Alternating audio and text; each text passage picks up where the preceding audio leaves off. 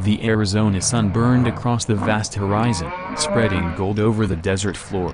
John Carter sat on his wooden porch, nursing a tin cup of black coffee, the bitter taste matching the emptiness inside him. His cattle dotted the land in small clusters, grazing quietly, a scene that should have brought pride but instead deepened his loneliness. Life for John was predictable, almost mechanical, each day blurring into the next. He had lost more than just years. He had lost laughter, love, and hope. The silence was heavy, broken only by the occasional lowing of cattle or the creak of the porch boards. Every morning followed the same pattern. Wake before dawn, check the livestock, mend what was broken, eat, sleep, repeat. His hands were strong and calloused, the hands of a man who had built a life from scratch, yet they carried no warmth at day's end. The house he lived in was neat but bare, stripped of charm or softness, a reflection of the man himself. He often wondered if this was all that remained for him, a steady life, but one without color or companionship. That morning,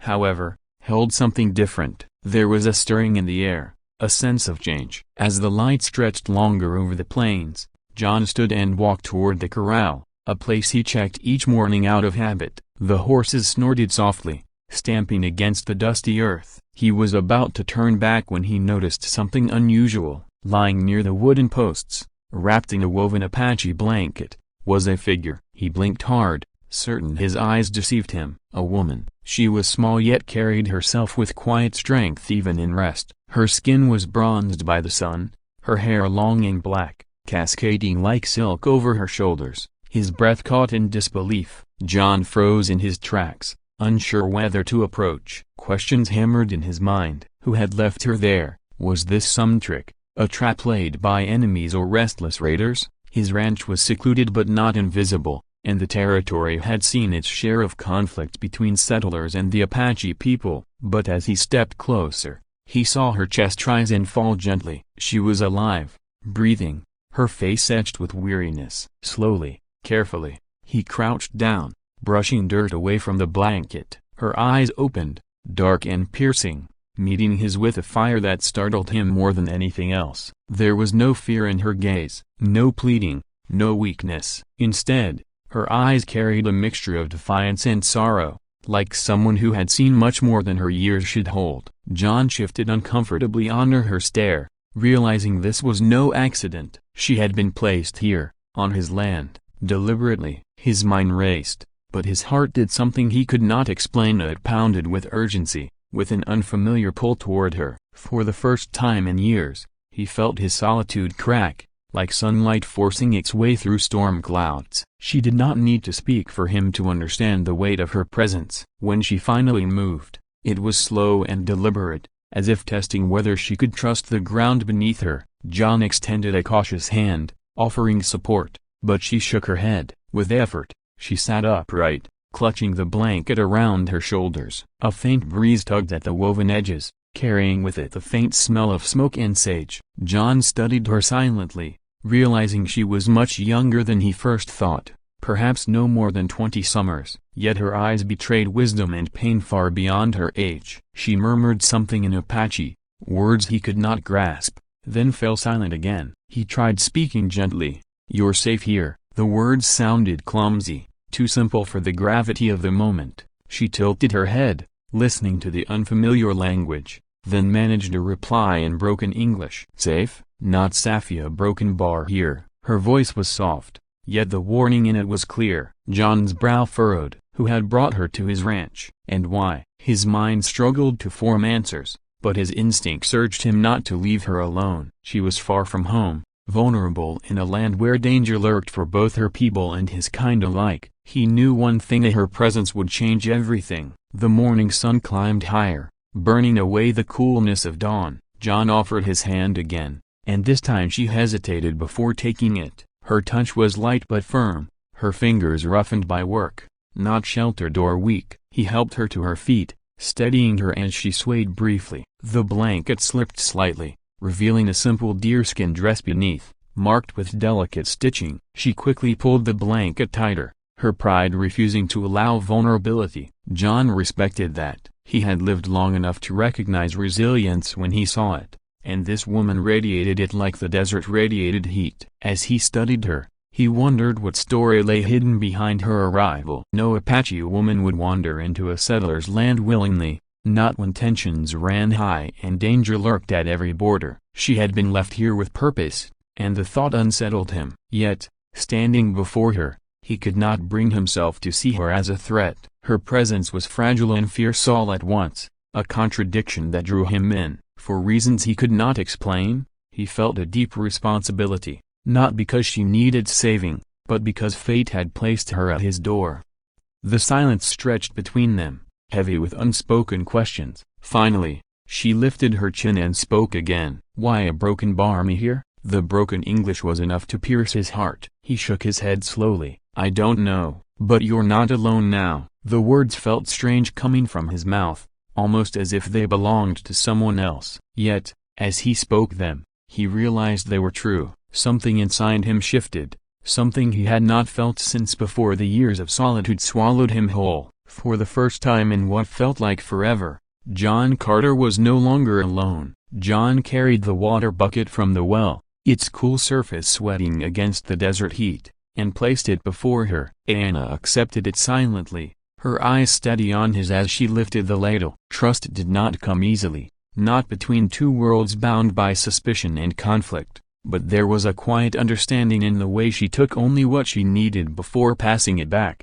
He watched her carefully, sensing the invisible line between them, one drawn not by their hands but by centuries of blood and mistrust. Yet that line began to blur the longer she stayed. In the evenings, when the sun bled red across the horizon, they sat near the corral. John spoke of simple things, of the cattle, the weather, the constant repairs a ranch demanded. Anna listened, her silence never empty but filled with thought. Slowly, she began to share pieces of herself, stories of her childhood among the Apache, the songs her grandmother taught, the way the wind spoke through the canyons. Her words were soft, halting in English, yet they carried a weight John had not felt in years. He found himself drawn to her presence like thirsty soil to rain. She was not like the women he remembered from the town, whose voices were bright but often shallow. Anna carried herself with quiet pride, her every gesture deliberate. When she brushed a horse's flank, the animal calmed as though soothed by her spirit. When she lifted her gaze to the endless sky,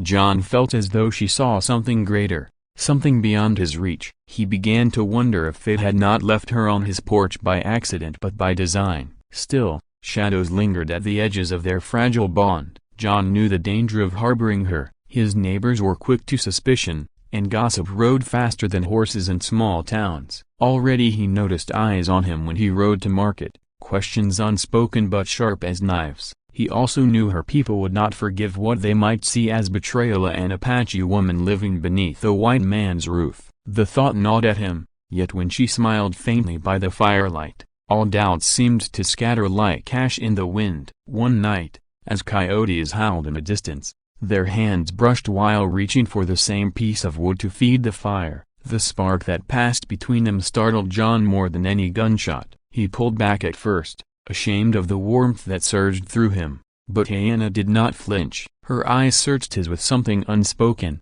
something he dared not name. For years he had lived within walls of silence and grief, but in that fleeting moment, those walls cracked, and a sliver of light seeped in. It terrified him and yet it gave him hope. Days turned into weeks, and Anna became a quiet rhythm in the ranch's daily life. She rose early, helped tend the horses, and even learned small chores around the homestead. John, in turn, tried to teach her more English, though often her laughter came when his attempts at her tongue failed miserably. Their silences no longer weighed heavy, they became comfortable, filled with a bond stronger than words. Yet beneath this growing closeness was the drumbeat of fear. The world outside their ranch would never see what they shared as anything but dangerous, even sinful. John's nights grew restless, torn between reason and feeling. Alone in bed, he replayed every glance, every touch, every word she had spoken. His heart warred with his mind. He had sworn once never to love again, the grave of his late wife still heavy in his memory. But life, cruel and merciless, had delivered love once more, yet this time wrapped in defiance and risk. He knew the cost of following that path. Still, He found himself wondering if living without love was not a greater death than facing whatever came with it. The more time they spent together, the more he realized Anna was no fragile soul in need of protection. She was strong, fierce, and unyielding. When a storm rolled in one evening, shaking the old barn, it was Anna who braced the door beside him, her strength surprising him. She met his eyes and smiled, her hair wilded in the wind, and John's chest tightened. She belonged to no one, and yet she stood with him as though they shared one spirit. In that moment, he realized his fear was not of losing her but of denying what his heart already knew. Still, the world intruded. One afternoon, a neighbor rode up the dirt trail, his horse kicking dust behind it. He greeted John politely, but his gaze lingered too long on the figure moving near the corral. Anna stood with her back straight, refusing to hide, though John could sense her unease. The man said nothing of her, but his narrowed eyes carried questions that would not remain silent for long. After he left, John felt the weight of judgment closing in. He understood then that his choice was no longer a distant possibility but an urgent demand. That night, as the firelight flickered, Anna spoke words that made his heart race. "If I stay a broken bar danger, for you, for me, but if I go a broken bar maybe never see you again." Her voice trembled, not with fear but with truth. John could not answer at first. He stared into the flames, searching for courage, for wisdom. He had lived a life bound by duty, by rules written by others. But here was a chance, raw and unplanned, to choose for himself. Finally, he turned to her, his jaw tight. "I don't care what they say. You belong here, with me." She looked at him for a long time, her eyes glistening in the firelight. Then, slowly, she placed her hand over his. It was a simple gesture, yet it carried more power than any oath or promise. John felt the world fall away until only the two of them remained. The desert outside was wide and merciless, filled with dangers and divisions. But inside that small house, beneath the quiet hum of the night, a forbidden bond had taken root. It was fragile, yes, but it was alive, and it gave John something he had thought lost forever, a reason to fight. Over the following days, John noticed himself moving differently. His shoulders, once slumped with weariness, carried a quiet strength. His voice, often gruff and short, grew warmer in her presence. Even his lens seemed to change, colors brighter, sounds sharper, as if life itself had returned to him. Anna's laughter, rare but genuine, became the music that filled the hollow spaces of his heart. Yet with joy came a sharper awareness of what was at stake. Every sound of hooves on the trail, every rider spotted on the horizon reminded him their peace was fragile, borrowed from a world that would soon demand payment.